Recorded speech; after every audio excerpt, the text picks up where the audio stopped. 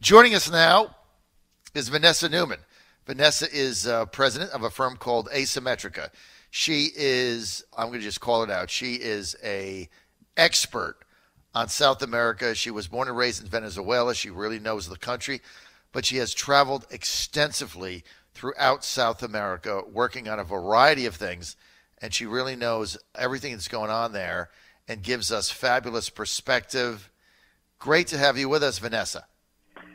Thanks. It's great to be on with you again, John. It's always a pleasure. Thank you. And I feel so flattered by your words. Well, because you're very good and you're very smart. And why we love having you on is you give just straight up analysis of what is going on. So I want to get to El Salvador. So in just a shocking move that kind of caught the entire international community by surprise. So El Salvador is now not diplomatically recognizing Taiwan. They're recognizing China as having jurisdiction over Taiwan. It's really sent Senator from Florida, Marco Rubio, over the edge. He's gone crazy over it. He can't believe it. Give us the perspective here.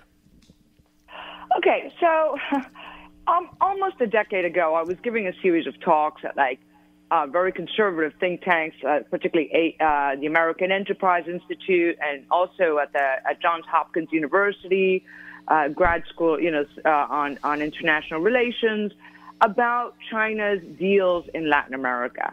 At the time, it was just very aggressively pursuing commodities, investing in oil and gas, and other things, whether it's also things like thermal coal and things that would prop up energy for its manufacturing industry. So Latin America has long been a source of raw materials to drive the industrial growth from China for its export industry. Then, of course, with the Belt and Road Initiative, which is it works to navigate the globe with the sphere of influence of money, that has become even more aggressive. It has also expanded in Africa, so it literally goes all around the globe.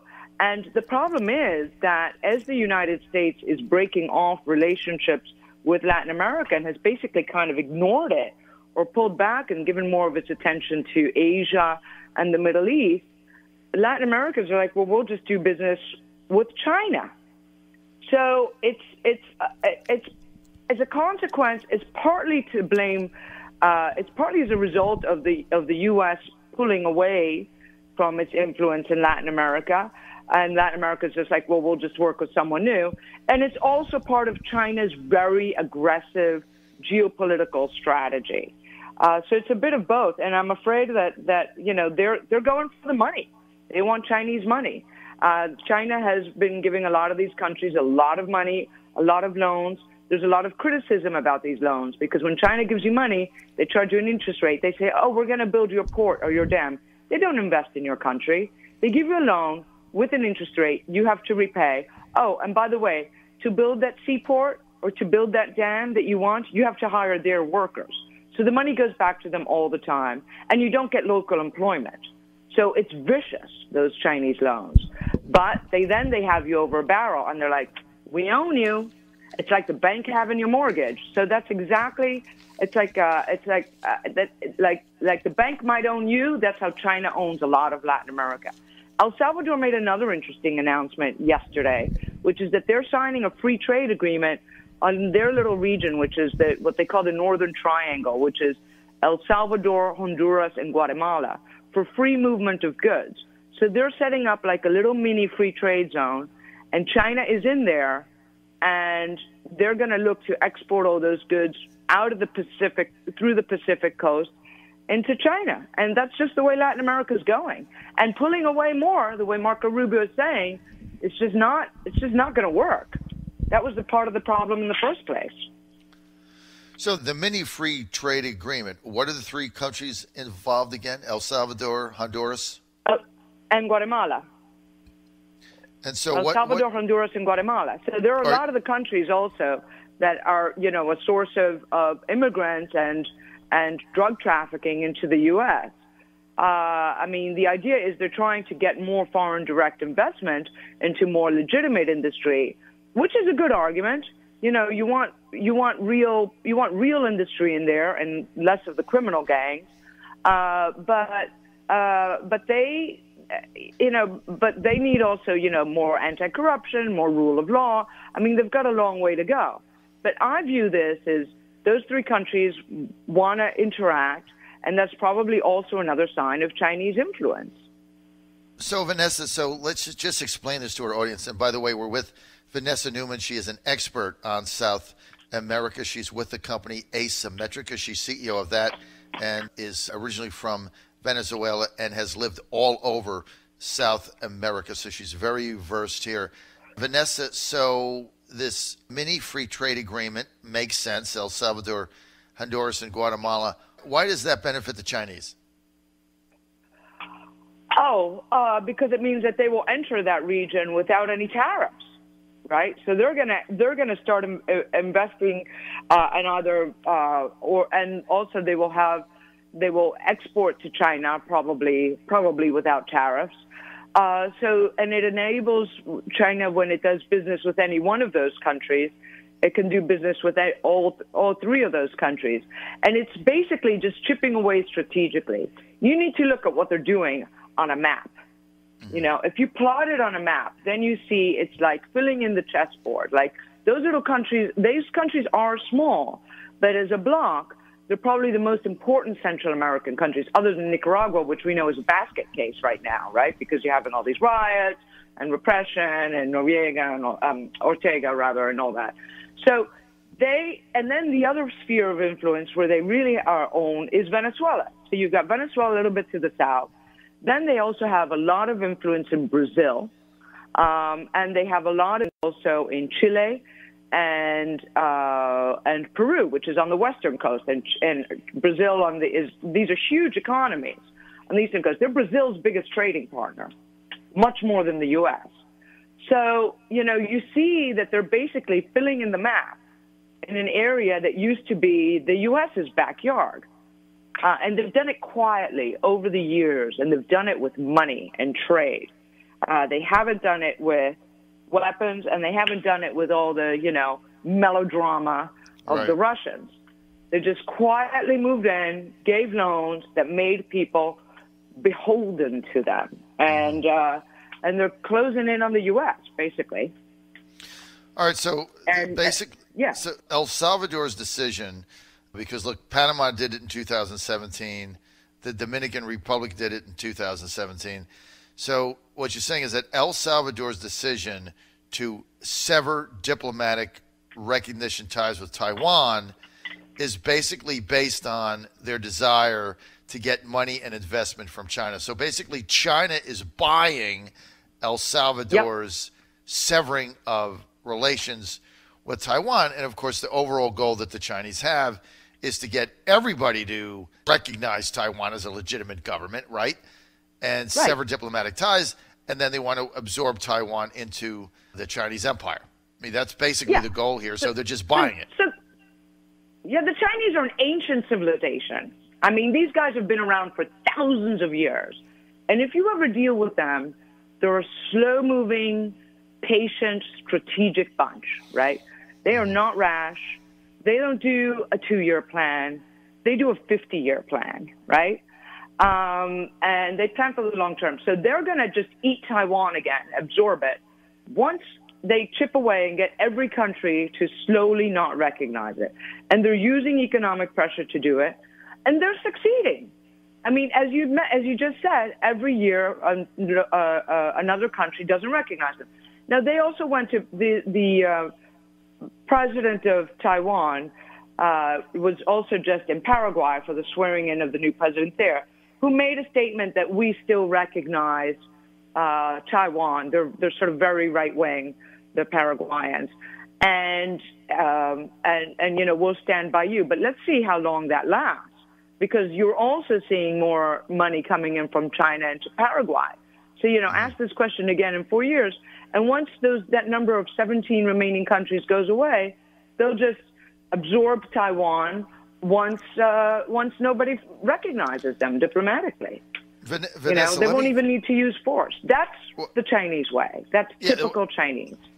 And like you say, ancient civilization, they've been doing this for thousands of years, and they play the long game. which they're doing now. So let me just give you an interesting scenario here, because Taiwan's Foreign Minister Joseph Wu said that El Salvador came and asked our country for loans for a port project, and our government engineers looked at it and said, nah, this is economically unfeasible. We're not going to ever make our money back. So they said no. Right. So then they went to the Chinese, and the Chinese gave it to them contingent, he said, upon severing ties with Taiwan. So just as you said, they made their money contingent on their strategic objective of getting more countries to disassociate with Taiwan. And so then Wu denounced the Chinese tactics of using money to gain, to leverage people into de-recognizing their country. But this is nothing new. They've been at this for decades in Latin America, and now they're sort of waking up to it. And if you're El Salvador, your job is to represent El Salvador's interests, right? What side is your bread buttered on? It ain't buttered on the Taiwanese side. You know, your job is to do what's good, what you think is good for your country. I think they're going to regret it later, because pretty much anybody who gets infiltrated by Chinese economic interests lives to regret it. I mean, they are like a really old, what we call a mercantilist system, which is like suck your raw materials. They make all the value added, and your country doesn't like develop economically, right? They don't make any value added stuff. They don't manufacture in your country. They just suck your raw materials out, which is not a recipe for economic development. So, but that's what the Chinese do. And if you're El Salvador and you say, well, I want a port, this guy's going to give it to me, and this one isn't, I'm going to go with the guy who's going to give it to me, even if the terms, you know, you'll deal with the terms that you don't like later on down the road. Right. No, you're right. You know, that's just the reality of business and politics. Well, the Chinese, they certainly play the long game. Taiwan. Right. Money talks, right? So, I mean, they've got the money. So, I mean, but Wu, I mean, I think he certainly called it out. But like you're saying, you know, this is the way the New World Order is right now, right? Taiwan wouldn't give them the money. China gave them the money. And Chinese money was for that project in El Salvador, was contingent upon severing diplomatic ties with Taiwan. And they just made, El Salvador government made a strategic decision that they think is in their best interest. Period. End of story. Period. Right? That's it. And that's why I think, you know, the U.S. not giving them money and cutting off financing and stepping away and leaving more of a power vacuum so that they're more dependent on the Chinese, I don't think it's the way to go. I mean, I understand why Marco Rubio's angry, but I just don't think it's the right strategy here. And, the U.S. needs to be more involved, more of a reliable partner, not less, because then you're just throwing themselves, you know, in El Salvador and the two other countries there and the rest of Latin America ends up more at the mercy of China. Right. So as the U.S. withdraws, the Chinese are in a position to fill the gap. And withdraws from NAFTA and all of these other things. You know, they're looking more a lot. You know, a lot of these countries have now formed, like Mexico, Colombia, Peru, Chile. They're all part of what's called the Pacific Alliance, which is this free trade zone that trades with Asia. And China isn't officially a member of it, but they will be. And that plugs into the TPP. And so you're forming this Asian-Latin American connection across the Pacific, and that's growing. So, okay, let's Vanessa Neumann with us. She's the president of Asymmetrica, the president of Venezuela, laying out all of these new economic plans he's got. A new economic agenda. What is it? What is it going to be? Oh, my God. I mean, it's just the stuff of fairy tales. I can't even describe it. I mean, the guy who said to the Financial Times, he might as well peg the currency to unicorns, is right. And he's a friend of mine and a smart guy, Russ Dallin. And it's just about right. I mean, it's so bonkers. So basically, he says that so it has this sort of appearance that it's a real plan. Like some of the phrasing that he uses, it sounds like, oh yeah, that's what you do. You devalue the currency, you eliminate differentials in foreign exchange rates, and you increase wages. Like that sounds reasonable, but it's not, because the plan is, he's like, we're gonna gonna lop off 5 zeros off the currency, which makes it more valuable than the U.S. dollar. No, and any currency is set by the market. It's just not set by. You can't control money. Governments keep trying to do that. That's typical of socialism. They can't understand that this is not something you can control. And then he says, well, we're going to hike the wages because people are making like $1 a month to like $30 a month so that people can eat. Okay, that's great. I mean, you want people to eat, but who's paying for this? So the small businesses are like, dude, we can't pay everybody 30 times the amount next week we paid them last week. So everybody the stores, would you have, these small business owners, which is pretty much all that's left in the country, just closed their doors. People packed up their goods and started heading for the border because the businesses can't survive. The government's like, oh, we will pay the wages directly to your bank accounts of the workers to people who only carry the card that they're members of the Socialist Party. But they've never kept a promise of paying anybody before, so nobody expects them to do that now. So they've basically just incinerated the economy. And then he said, we're going to have this new currency, and we're going to peg it to some cryptocurrency that the government's mining that's pegged to the price of a barrel of oil that will somehow be gotten out of the ground at some future date. Wait a minute. You aren't getting, soon you're going to stop getting any oil out of the ground because you've destroyed the oil industry. So what future barrels are we talking about? Second of all, a cryptocurrency that you're mining, I mean, it's just the craziest idea, which means they produce it, except they're not producing it. The U.S. government called it a Ponzi scheme. I mean, it's fake. It's fake money, fake regulation. It's the last desperate gasp of a socialist government. And it's just killing the country, which means it's killed the economy and it's killed the people. Their only option now is to pack up and leave. And now everybody's bracing for a refugee crisis that's bigger than Syria's. It's the biggest refugee crisis in the history of the hemisphere. And now it's about to get a lot worse. And now you have neighboring countries sending soldiers to their borders because it's gotten so bad. And that's because of the collapse of these guys use socialism as cover for drug trafficking, money laundering, and other corrupt activity. And it's going to impact, I mean, God help us all, frankly. This is not an economic plan. This is just a massive lie that destroys the lives of 30 million people, sorry. What's the end game, Vanessa? Huh?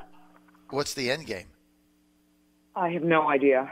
I have no idea. I've sort of given up trying to make predictions about this. I mean, I think the end game is ugly. The end game is somebody needs to get rid of this guy, and it has to be one of his own, has to be like, look, dude, time to go. Get on a plane, go to Cuba, spend the rest of your days on a Cuban beach, let the rest of the world get on with this. And the U.S. government is already sending down a boat to a hospital, a military sort of hospital boat, to help deal with all the refugees, to give them medical care. They're the only ones. The U.S. is the only ones providing, some sort of humanitarian aid, because it's like a country at war, but it's an economic war. And, and then eventually I think the other neighboring countries are now saying, we need to find a way to get rid of this guy, because even though we don't like, foreign intervention in our soil, this is now affecting all of us. I mean, they're all in crisis. Peru, Ecuador, Colombia, Panama, Brazil, even Guyana, because of the immigrants, because they can't eat. So the end game is going to be some sort of witch's brew of U.S. humanitarian aid. The UN isn't doing anything. They're run by a bunch of socialists anyway. Don't get me started on the UN in a lot of their policies, ineffectual, sort of by design. And then you have the other Latin American countries are gonna get involved in helping to get rid of this guy. We don't know. They are taking him to trial in The Hague for crimes against humanity. But, a trial in The Hague takes years. these people are dying now. So, I don't know, but it's going to be really ugly, and it's going to impact us more and more. You're going to see it. Ugly. So, not economic measures, sort of economic destruction plan is really what it is. I mean, it was, you were right, the way you framed it. There was a lot of big words in it, so if you scanned it, like, okay, it looks like they have some kind of a plan here. But, mining, as soon as I got to mining their own cryptocurrency, I was like, okay, this, and what the friend that you talked to said, they're pegging Venezuela's like pegging their currency to unicorns. It's kind of ridiculous. I don't know what the answer is there, but like you said, whatever the answer is, it's not pretty. It's pretty ugly. We're out of time. John Fredericks Radio Network. Want to thank Vanessa Neumann for that great insight. Vanessa, you are truly the best president of Asymmetrica. Thanks for being with us, Vanessa. Thank you so much. Thank you so much. Always fun. Thank you.